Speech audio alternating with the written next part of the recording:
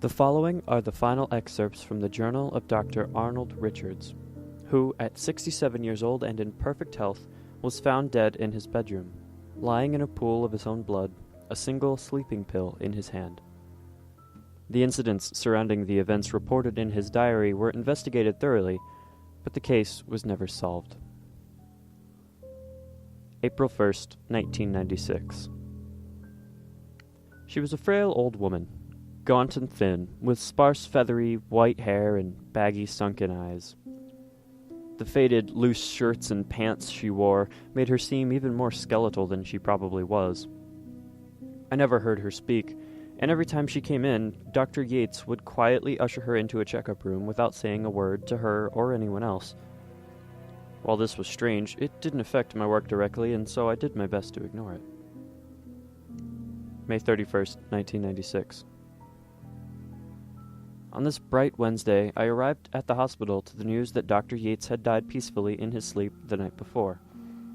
I was surprised. The man and I had never gotten particularly close, but we were friendly, and while old, he seemed to have been in perfect health. I was informed that his heart had simply failed in his sleep, and he had died quietly and gracefully.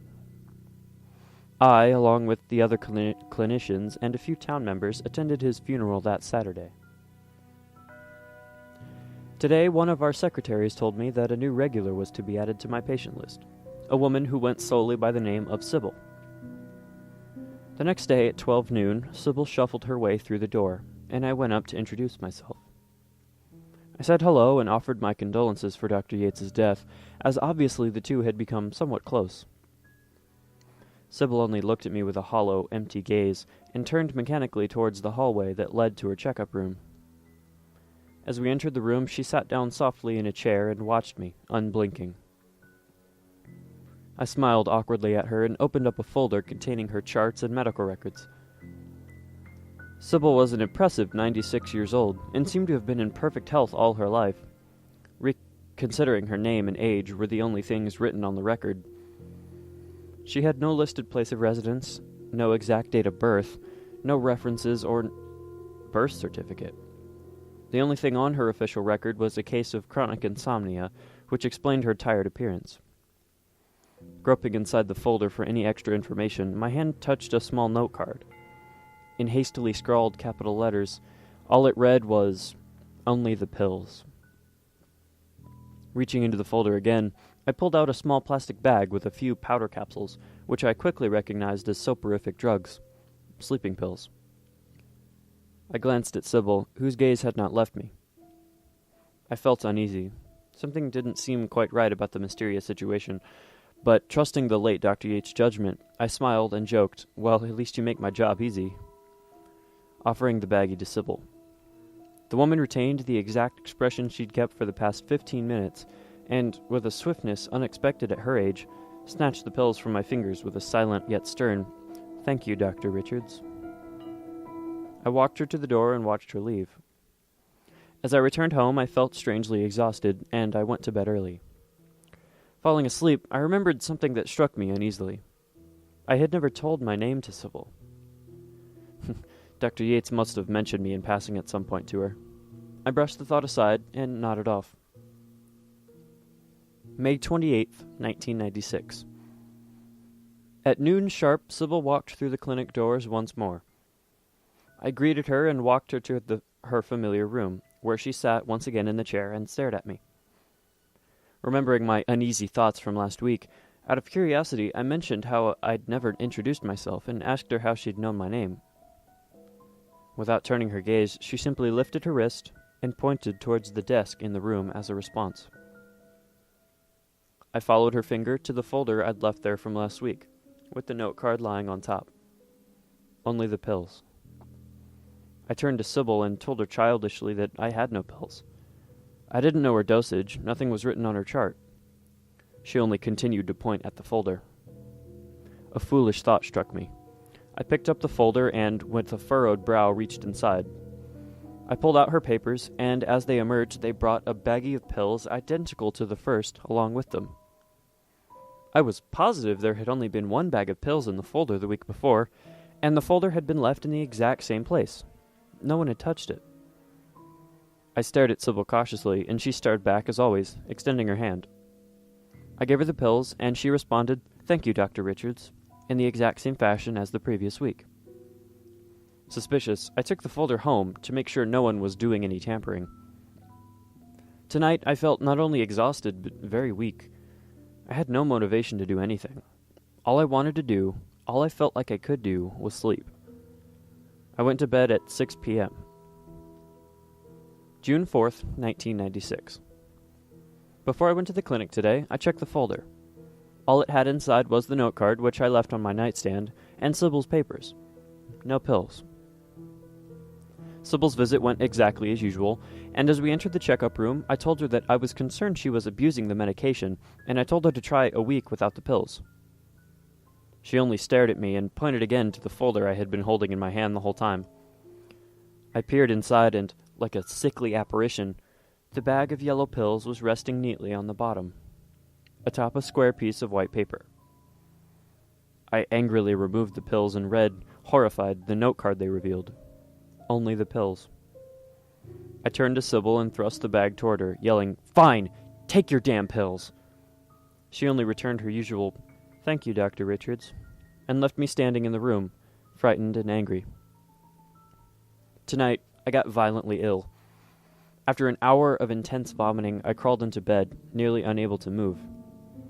As I reached to turn out the light on my nightstand, my eyes strayed to a square, white piece of paper. I didn't have to read it to know what it said.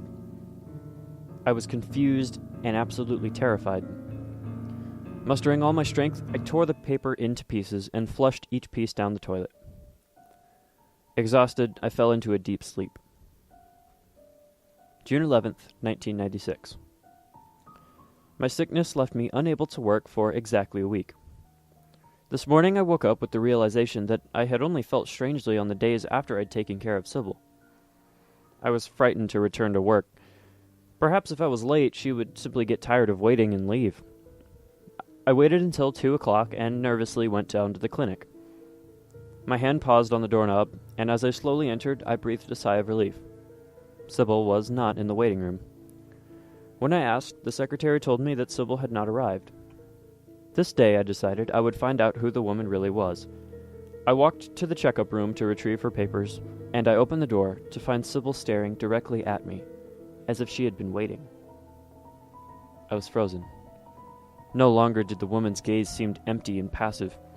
Now it was devilish, laughing, taunting me, daring me. I didn't want to look at her, and I tried to ignore her, but her presence permeated the white room. I felt her gaze like a hand had been laid perpetually on my shoulder. Walking towards the desk, I picked up the folder and noticed there was a wet spot in the lower right corner. I opened it up to find the pills and the note card once again. The pills were in the same sick yellow, in the same suffocating bag. The note card was torn into pieces and soaking. It had dampened the corner of the envelope and the papers inside. I screamed at Sybil, "Who the hell are you? What do you want with me?" She only pointed at the folder. "Fuck you," I responded. "Fuck your pills." I threw the envelope on the floor, feeling the capsules crush beneath my shoes. "Looks like you'll be awake for a while now," I said spitefully. Sybil stared with her hollow eyes for what seemed like years. Finally she spoke, with a voice that was not of a 96-year-old lady. "Goodbye, Dr. Richards." She got up and left. I was fuming and terrified. Why had she told me goodbye? What's more, how did Dr. Yates put up with this woman for 2 whole years when I had been pushed to the edge in under a month? Suddenly I remembered. Dr. Yates was dead. He had died in his sleep. I raced into the secretary's office and demanded Dr. Yates' medical records. The secretary looked startled and handed them to me, and I promptly drove as fast as I could home. I jumped the contents of Yates' folder onto my kitchen table and, rifling hastily through the papers, I found another, smaller envelope labeled with the words Coroner's Report. Inside the envelope, my horror was embodied. Pictures of Yates on his deathbed revealed a terrifying truth. Dr. Yates had not died peacefully. His body was contorted from seizing, his face twisted into an expression of horror and pain, blood leaking from his mouth and nostrils. I had to cover my mouth and hold back cries. His expressions were horrific. Eyes rolled back, joints turned backwards. In all my years practicing, I had never seen someone frozen in such pain. On his certificate, the coroner had listed his cause of death as undetermined. That failed to satisfy me. I needed to know. I examined the pictures long into the night, and in one photograph of his mangled face, I noticed a square white corner poking out from underneath his pillow. June 12th, 1996. Mustering up all my courage, I grabbed a flashlight, got in my car, and I drove to Dr. Yates' house. It was about 4 miles away and isolated. I knew it would be empty. The night was strangely cold and damp. I walked up to the front door and, turning the knob with shaking hands, opened it and stepped inside. Only moonlight filtered in through the windows. Light switches failed. The power had already been cut off. Assuming I knew where his bedroom was, I stumbled up the staircase to the second floor. Adrenaline pumping through my veins, I reached toward the first doorknob my flashlight reflected off of. Hesitating only for a second, and before I could change my mind, I twisted and I pulled the door open. It was a small bathroom and smelled sickly of vomit. The mirror/drug cabinet above the sink was flung hastily open, revealing a mess of capsules spilling off the shelves. The same capsules I had been giving to Sybil for the past 3 weeks. The cause of my terror. I slammed the door closed and looked around the landing with my flashlight. There was only one other door at the end of the hallway. I could hear the blood flowing through my ears as I walked toward what I knew was the bedroom. Again, my hand stood still over the doorknob for only a second before I hastily turned it and swung the door open. The bedroom frighteningly resembled my own, with a queen-size bed and 2 nightstands on either side. The pale moonlight desaturated the colors of the room into stark black and white. I could clearly see the bloodstains from Yates' body, vivid on the pale sheets. Remembering the picture, I gathered myself and walked toward the pillow, which was a bloody mess. Sure enough, the white corner was jutting out, daring me to grab it. I lifted the pillow to reveal a familiar-looking folder. I shined my flashlight to reveal one word scribbled on the front. Sybil. Suddenly, I heard a creak and a door open. The sound of 100 pills falling to the floor. The noise shocked me out of my reverie, and I snatched the folder, ran out of the house, and got into my car as fast as I possibly could. There was much more inside this folder than I had in my measly papers at the clinic. I scoured Sybil's records. She had hundreds of different charts from hundreds of different doctors, and each said the same thing. Sybil was a victim of hyperinsomnia. She never slept. I rifled through the records as quickly as I could. Hyperinsomnia, sleeping pills. Hyperinsomnia, sleeping pills. The oldest chart was from 1912. Diagnosis, hyperinsomnia, prescription, sleeping pills. I set the paper down, my forehead dripping in cold sweat. If Sybil's charts were correct, the woman had been awake for 84 years. Suddenly, I was emboldened. The woman no longer frightened me. I had figured her out. I would confront her. I would maybe even try to help her. If she never slept, I could even go to her house now.